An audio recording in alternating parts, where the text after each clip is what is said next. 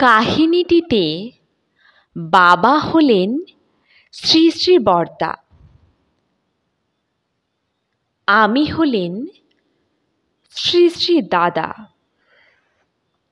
এখন যেখানে স্বস্তি শিবিরের কাপড়ের দোকান, তখন বাবা প্রতিদিন বিকালে গেস্ট হাউসের পথের দিকের পাঁচিলের বাইরে সেখানে বসতেন।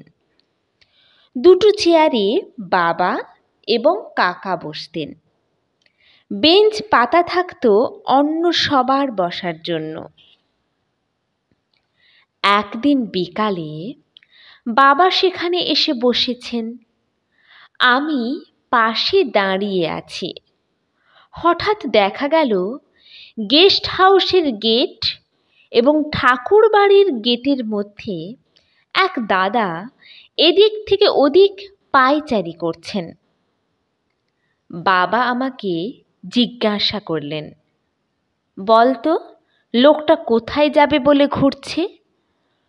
প্রশ্ন শুনেই মনে হলো হয়তো তার কাছেই আসবে, তাই বললাম। তিনি বললেন, বলতো এসে কি বলবে?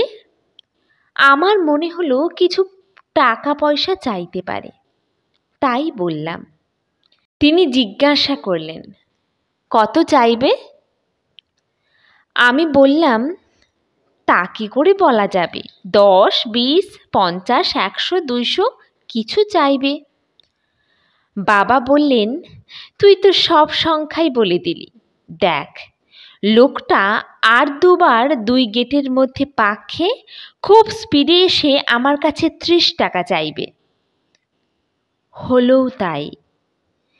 লোকটা যাওয়ার পরে আমি জিজ্ঞাসা করলাম, তিনি কি করে বুঝলেন? বাবা বললেন, ভালো করে দেখলেই বোঝা যায়।